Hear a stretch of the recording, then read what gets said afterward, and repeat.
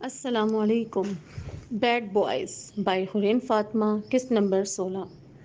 یار سب کے سب اتنے آرام سے بیٹھے ہوئے ہیں، مجھے پتہ نہیں کیوں سکون نہیں مل رہا۔ کیا کروں؟ کچھ تو کریں پر کیا کریں؟ ملیحہ ہونٹوں پر انگلی رکھ کر سوچنے والے انداز میں بولی۔ آئیڈیا، فالو می، مہنور نے چٹکی بجاتے ہوئے کہا۔ بٹ کرو گی کیا؟ مہا نے اس کی طرف دیکھتے ہوئے پوچھا۔ ارے یار ویٹ تو کرو، تم لوگوں کے سامنے ہی کروں گی، جو بھی کروں گی فکر نہ کرو۔ مہنور نے ان دونوں کو پیچھے پیچھے آنے کا اشارہ کیا۔ چلو دیکھتے ہیں، اگر بابا کو پتہ چل گیا اور انہوں نے ڈانٹا تو اس کی ذمہ دار تم ہوگی۔ مہا مہنور کے پیچھے پیچھے چلتے ہوئے بولی۔ چلو مہا، ملیحہ تم دونوں یہیں رکو، میں ابھی آتی ہوں۔ مہنور دونوں کو بول کر سائڈ پر چل دی۔ اوکے یہ صحیح ہے، بعد میں جو بھی انسلٹ ہوگی وہ تمہاری ہی ہوگی، ملیحہ نے اسے جاتے دیکھ کے کہا۔ ہائے دانش، کیسے ہو؟ مہنور پیار سے بولی۔ تینوں نے چونک کر مہنور کی طرف دیکھا۔ دانش نے مہنور کو سائڈ پر کیا اور باہر دروازے کے ادھر ادھر جھانکا۔ یہ کیا کر رہے ہو؟ میں تم سے تمہارا حال پوچھ رہی ہوں، مہنور تیوریاں چڑھاتے ہوئے بولی۔ تم نے مجھ سے میرا حال پوچھا؟ ایک منٹ۔ دانش مہنور کے پاس آیا اور اس کے ماتھے پر ہاتھ رکھا۔ یہ کیا کر رہے ہو؟ مہنور تھوڑا غصے سے بولی۔ چیک کر رہا تھا کہ تمہیں بخار تو نہیں ہو گیا۔ دانش حیران ہوتے ہوئے بولا۔ ریحان اور ساحر کا تو ابھی تک منہ کھلا ہوا تھا۔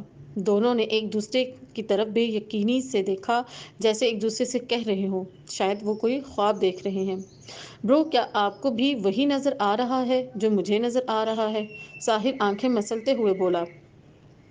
مہنور سچ میں اتنے پیار سے بات کر رہی ہے، مجھے تو یقین ہی نہیں آ رہا۔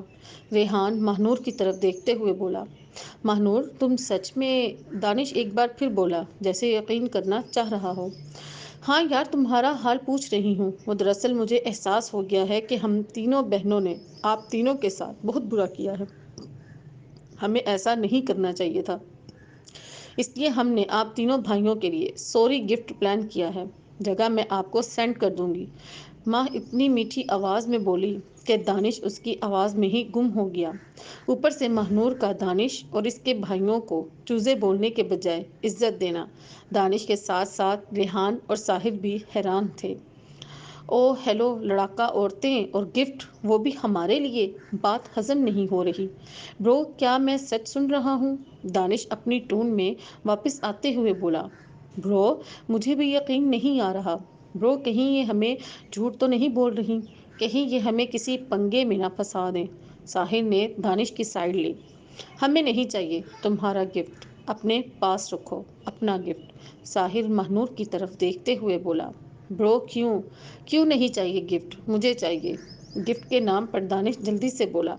تم نہیں سدھرو گے دانش، پہلے تمہیں خود ہی یقین نہیں آ رہا تھا اور اب ہمیں ایسے بول رہے ہو۔ اچھا اب بتاؤ گفٹ لینا ہے یا نہیں؟ مہنور جلدی سے اصل مقصد کی طرف آئی۔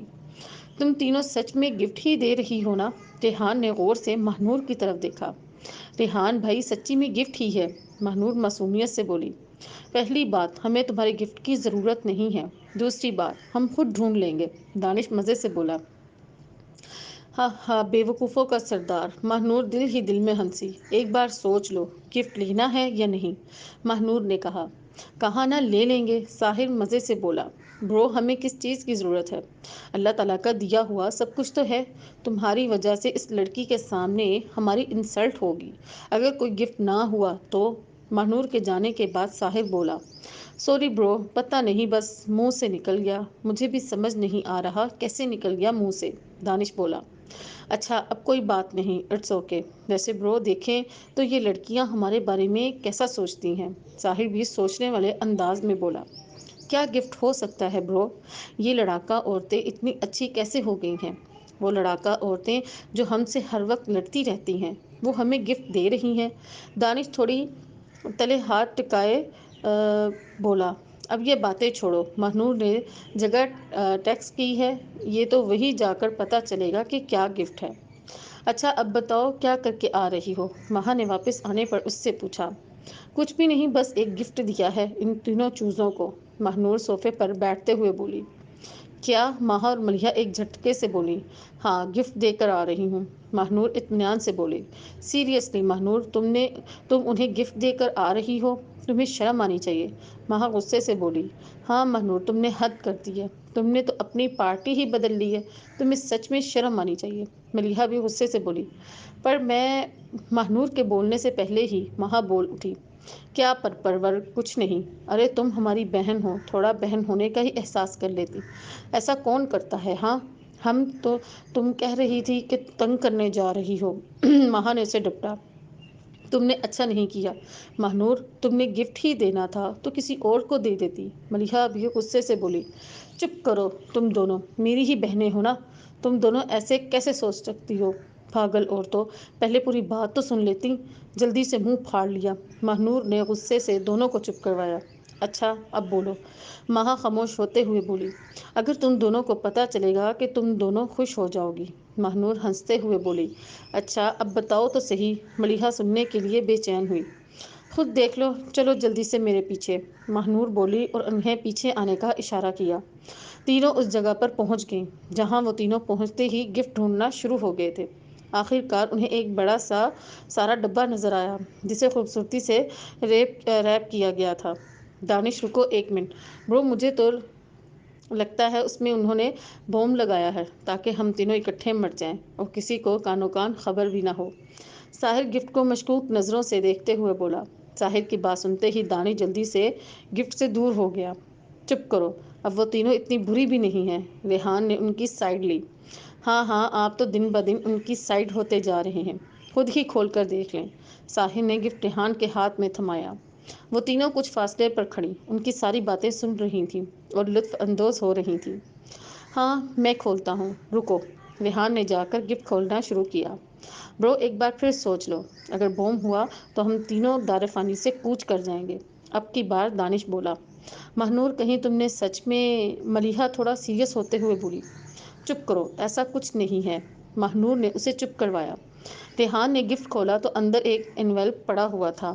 برو کہیں کسی نے اپنی پراپرٹی تو ہمارے نام نہیں کر دی؟ ساحر تھوڑا لالچی ہوا۔ ریحان نے انویلپ کو پلٹا تو اس کے پیچھے کچھ لکھا ہوا تھا۔ آداب، امید ہے آپ لوگ خیریت سے ہوں گے، بٹ اسے پڑھنے کے بعد اور زیادہ اچھے ہو جائیں گے۔ ریحان نے اونچا اونچا پڑھا۔ برو یہ کون پاگل رکھ گیا ہے؟ دانش انویلپ پر لکھے لفظ سن کر بول اٹھا۔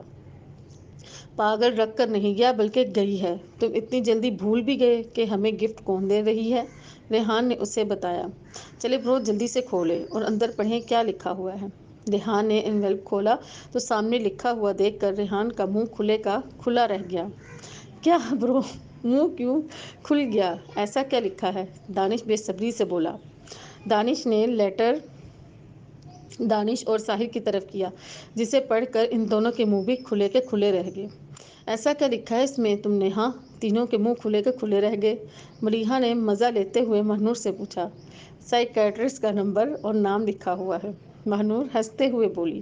برو ہم کیا انہیں پاگل لگتے ہیں؟ ساحر نے حیران ہوتے ہوئے پوچھا۔ وٹ ربش، اس بار تو حد ہی ہو گئی ہے لڑاکاں عورتوں کی، دانش غصے سے بولا۔ چپ کر، تجھے ہی زیادہ شوق چڑھا ہوا تھا گفٹ لینے کا، ہم نے منع بھی کیا تھا۔ ریحان تھوڑا صدمے سے تو تھوڑا غصے میں بولا۔ ریحان نے ساحر کو اشارہ کیا جسے سمجھتے ہی ساحر فوراً دانش کے پیچھے کھڑا ہو گیا۔ تجھے گفٹ چاہیے تھا نا؟ چل اب میں اور ساحر تجھے گفٹ دیتے ہیں۔ ہاں میرا بچہ آ جا۔ ریحان اور ساحر نے دانش کو پکڑ کر اسے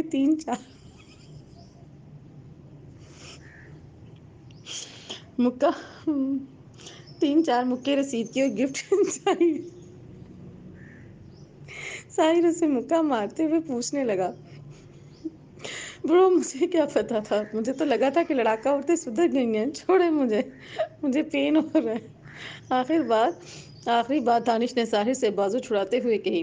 اچھا بچوں، پین ہو رہا ہے اور جو تمہاری وجہ سے ہماری یہ انسلٹ ہوئی ہے اس کا کیا؟ ریحان نے بعد میں ہونے والی انسلٹ کے بارے میں سوچتے ہوئے کہا اور سب کے سب واپس کمروں کی جانب چل دیے۔ یار چلو باہر گھوم کر آتے ہیں۔ مہنور کمرے میں پہنچتے ہی بول اٹھی، نہیں یار موڈ نہیں، ابھی تو باہر سے آئے ہیں۔ مہا لیٹتے ہوئے بولی، تم دونوں چلی جاؤ، میں ریسٹ کرتی ہوں۔ اوکے۔ دونوں نے لیفٹ رائٹ جا کر مہا کے گالوں پر بوسہ دیا، اپنی گرم شالیں اوڑھیں اور باہر کو چل دیں۔ تم دونوں چلو روم میں، ایک ضروری کال کر کے آتا ہوں۔ واپسی پر ریحان نے دانش اور ساحر کو بولا اور خود موبائل کان کو لگا کر دوسری جانب چل دیا۔ ابھی مہا کو لیٹتے ہوئے تھوڑی ہی دیر ہوئی تھی کہ اسے کمرے میں شور سنائی دیا اور ایک کھیولا سا نظر آیا جس نے منہ پر ہوڈی لی ہوئی تھی اور پیچھے کمر پر بڑا سا آر لکھا ہوا تھا۔ مہا چونک کے مرر کے سامنے لیٹی ہوئی تھی، اس لیے اسے کمرے میں آنے والے شخص کو واضح پیٹھ نظر آ رہی تھی۔ وہ ہیولا مہا کے پاس پہنچا اور اسے ٹچ کرنے کی کوشش کرنے لگا۔ ہے یو، کون ہو تم؟ مہا نے پاس پڑا گلاس اٹھا کر اس کے ہاتھ پر دے مارا۔ مہا کے چلانے پر وہ ہیولا جلدی سے اس کے کمرے سے باہر کو بھاگا۔ مہا نے باہر نکل کر ادھر ادھر دیکھا لیکن وہ ہیولا کہیں پر بھی نہیں تھا۔ مہا واپس کمرے میں جانے لگی تھی کہ اسے ریحان وغیرہ کے کمرے میں ہنسنے کی آوازیں سنائی دینے لگی۔ ہاں ہاں، آج تو مزہ ہی آ گیا۔ مہا کو لگا شاید وہ مہا کے کمرے میں جانے والی بات پر ہنس رہے ہیں، اس لیے غصے میں آ کر چیخ کر سب اسٹوڈنٹس اور ٹیچرز کو اکٹھا کر لیا۔ مہا کے چیخنے پر وہ تینوں بھی جلدی سے اپنے کمرے سے نکل کر باہر آئے۔ ملیحہ اور مہنور بھی واپس آ چکی تھیں اور ساری صورتحال کو سمجھنے کی کوشش کر رہی تھیں۔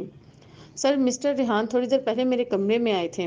پوچھیں سر مسٹر ریحان سے ان کی ہمت کیسے ہوئی آدھی رات کو میرے کمرے میں آنے کی اور مجھے ٹچ کرنے کی کوشش کرنے کی؟